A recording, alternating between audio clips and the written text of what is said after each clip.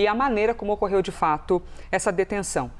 E politicamente, Clarice Oliveira, uma ala ou a ala bolsonarista está apostando em asilo para Alexandre Ramagem?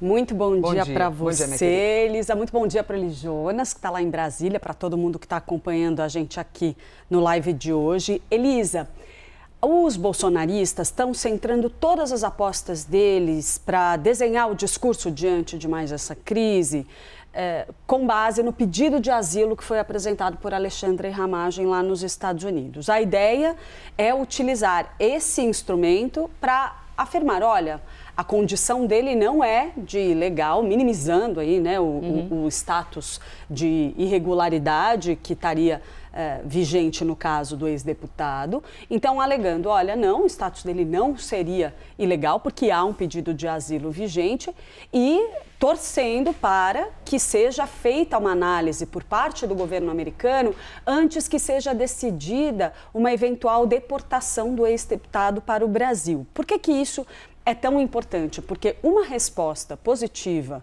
do governo dos Estados Unidos mudaria todo o desfecho, todo o desdobramento político desse episódio para o bolsonarismo, porque afinal de contas, imagina só a figura de Flávio Bolsonaro, que tem em Alexandre Ramagem um nome muito próximo da família inteira de Jair Bolsonaro.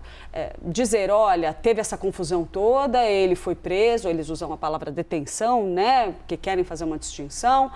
Então, ele foi detido, mas tudo se resolveu com a análise do pedido de asilo que está pendente lá nos Estados Unidos. Agora, também não há nenhum indicativo de que isso vá, de fato, trazer um desfecho positivo. A gente tem visto o governo americano tomar uma série de decisões ao longo dos últimos tempos, inclusive relacionadas ao tarifaço, que contrariam muitas das expectativas que os bolsonaristas tinham em relação ao governo de Donald Trump, em relação ao tratamento que eles próprios poderiam receber junto ao governo americano. Então, não há elementos suficientes para sustentar esse otimismo, digamos assim, do bolsonarismo em relação a um eventual pedido de asilo. Mas, neste momento, é a única ferramenta que eles têm.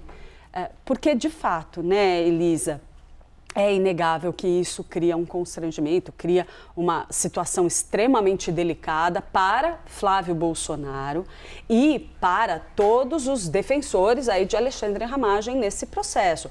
Imagina, uma pessoa que está foragida da justiça aqui no Brasil, foi para os Estados Unidos, conseguiu encontrar formas ali de viver em território americano com a suspeita de uso de documentos falsos, com o cometimento de outros crimes nesse processo que os bolsonaristas legitimam. Agora, se ele termina preso e deportado para o Brasil, aí o cenário é outro completamente diferente. Vale a gente lembrar que tem um elemento que eu acredito que é importante para demonstrar como esse caso todo é delicado para a campanha de Flávio Bolsonaro. Porque vamos lembrar o que Jair Bolsonaro dizia na época em que a política ali de imigração de Donald Trump foi intensificada no início da atual gestão, e a gente teve aquele episódio, por exemplo, da deportação de brasileiros que vieram algemados, alegações de maus tratos aos brasileiros. Né?